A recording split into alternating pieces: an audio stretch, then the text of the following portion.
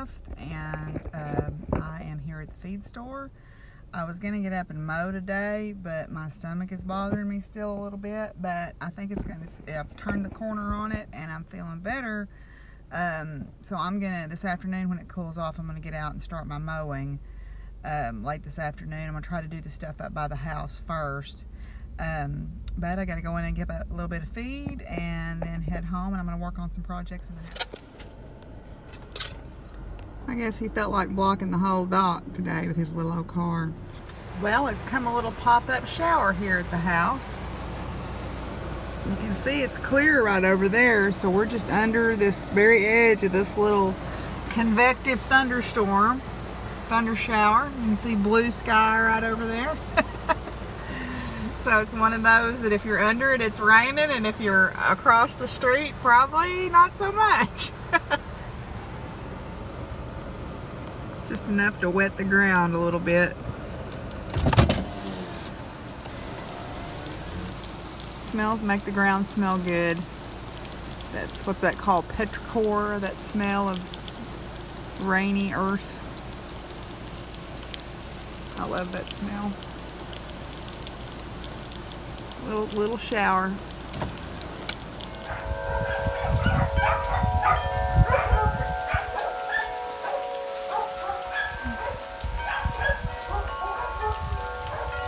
Pretty decent little shower. I'll take it.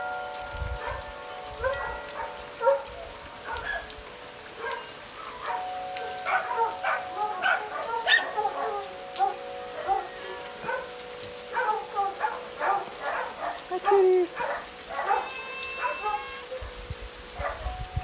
Hi, kitties. I thought I'd do a little quick tour of my canning pantry so far.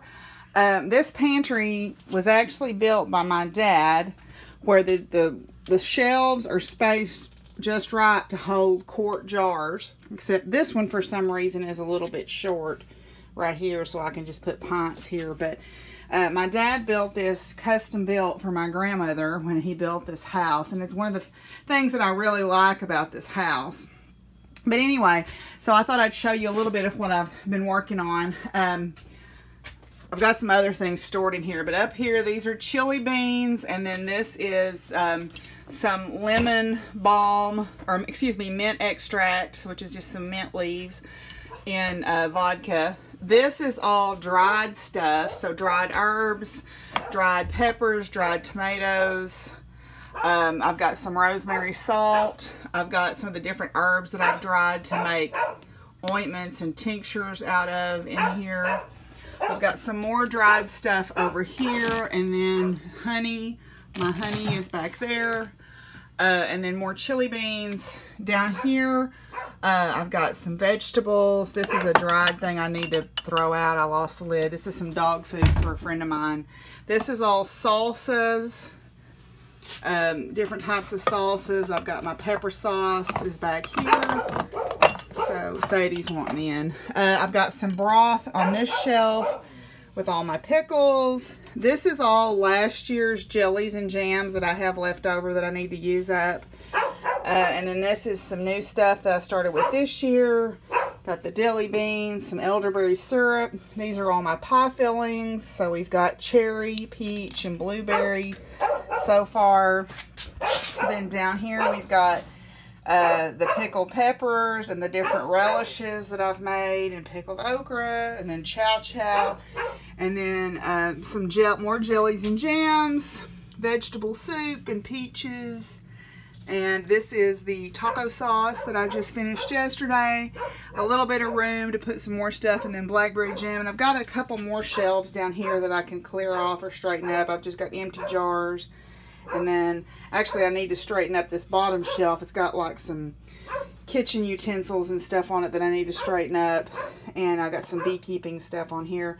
But yeah, that's my canning pantry. Okay, so I've scooped the guts out of the pumpkins here for the most part. I've got them in my food processor.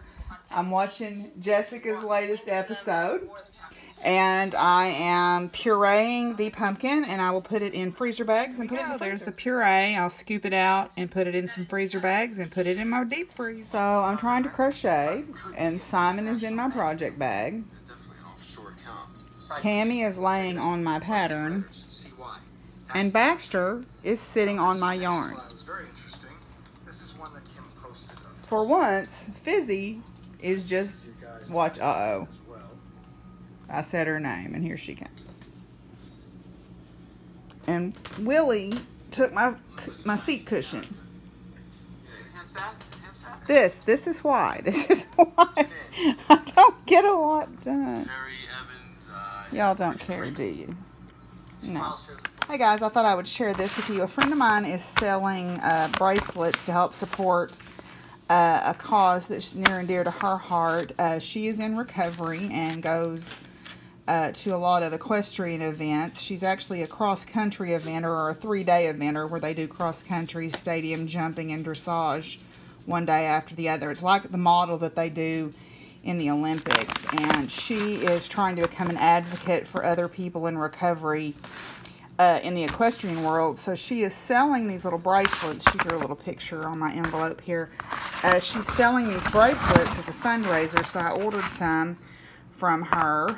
Purple is her favorite color, and it says, "I support you," and then on this side it says "sober eventer," and then that's a horse like taking off over a jump there. So I ordered some of these, and I thought I ordered myself one, but I ordered a few extras, and I thought they would be fun to put in prize packages.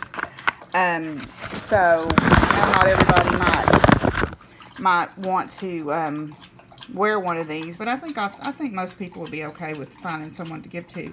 So anyway, yeah, she goes by the Sober Eventer on Instagram. Her name's Miranda, and she's a long-time friend of mine. And so I ordered some, and I'm going to be giving some of these away in my prize packages. So, yeah. All right. I just thought I would share those with you. So, there you go. Thanks, Miranda. Hey, buddy. How are you doing today, huh? Oh, look at that big boy. Look at that big boy. You need to finish blowing that coat out by the fair. I'm feeding you that special feed. It's coming though. This pretty coat. He's a good boy. He's a good boy. Yes. Oh, good boy. He's my good boy. My hands smell like lemon balm. I've been pinching the flowers off my lemon balm to try to get it to grow where it looks more bushy. These are some of those Hopi black dye sunflowers like Maria was talking about on the Ninja Chickens channel. There's a bee on that one up there. I don't know if you can see it. Been outside finishing my chores up.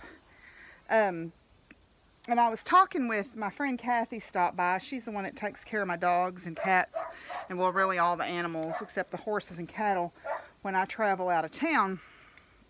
And I always give her, she won't take money, but I'll give her like meat or vegetables or something, you know, as a way of saying thank you. My neighbor Connie also, she comes in, she's the morning shift and Kathy's the afternoon shift, so I give them goodies from the farm to repay the kindness that they show by taking care of things. And we were talking about getting people to do work on your place, and you know, it's hard to find somebody to work on your place, to be quite honest. It's been a definite challenge to find reliable help. You know, people ask me how I do all this myself, and my answer is usually not very well is the problem, because I have so many things I would like to do, and because I'm just a one-person show, I can't really keep up with everything. Like, I have fence rows that need to be cut. I have these trees that need to be trimmed. Of course, I have the chainsaw now, and I can do that. You know, I have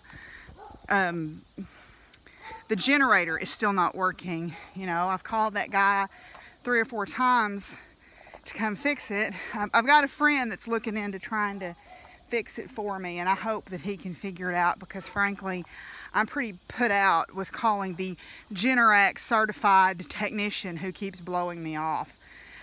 So we're gonna try to come up with a workaround, which I figure if anybody can do it, Jason can.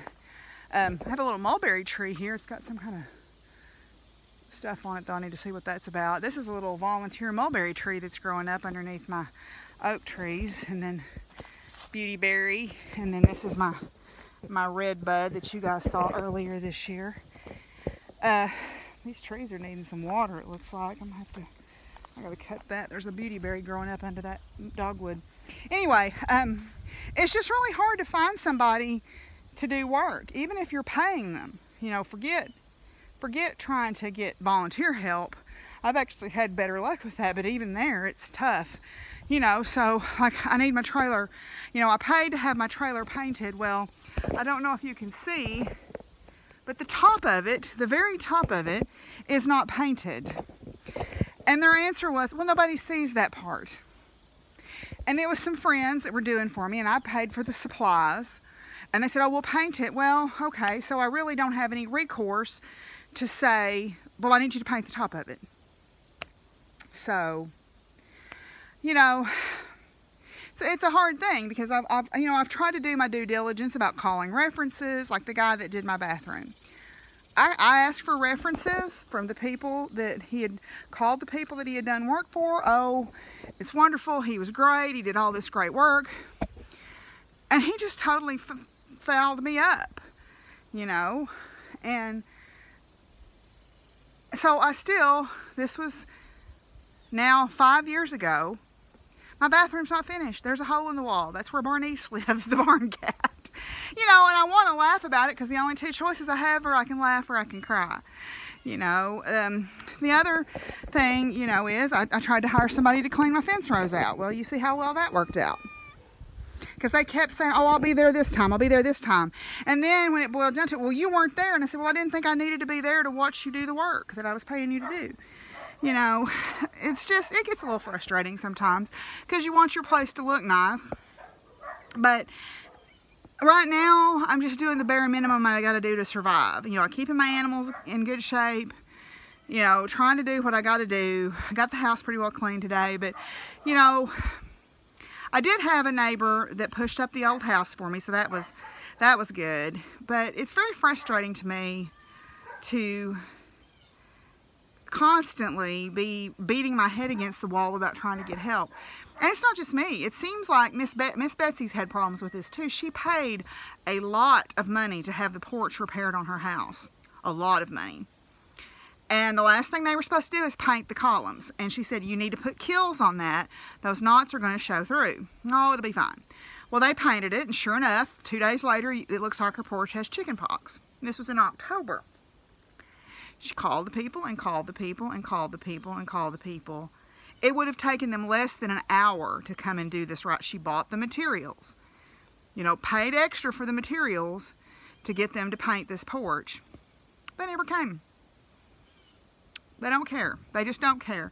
And I'm starting to wonder, I'm starting to get this feeling that it's middle-aged women. They're just kind of blowing us off. They think they can. I know that's not it, but that's how you feel sometimes. You know, it's hard to find people to do work.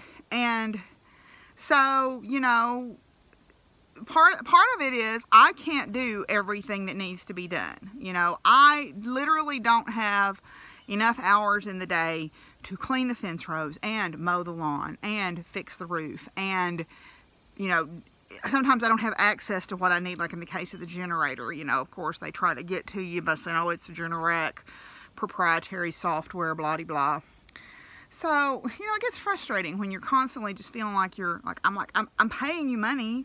I'm giving you what you asked for. I'm giving you the price you asked for. Please do the job right.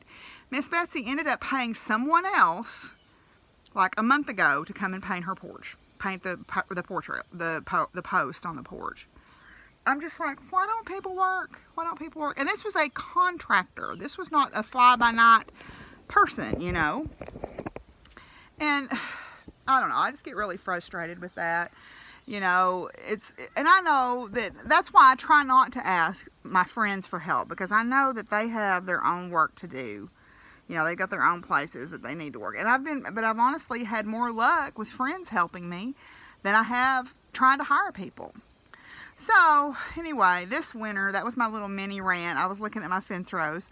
That's my little mini rant for today. This winter, I don't care what happens. I'm going to get out there and start cleaning that fence row up.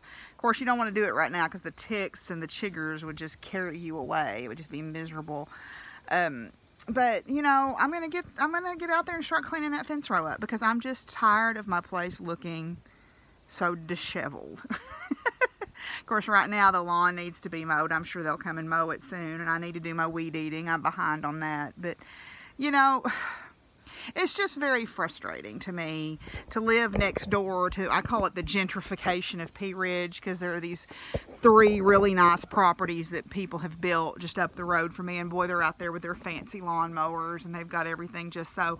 But you know, one of them doesn't work. You know, she's able to stay at home, and he has a really good job, and their place is paid for. I unfortunately had to pay this place out of debt, and you know, until that payment is done, once that's done, then yeah, I can hire people to come make this place look spectacular.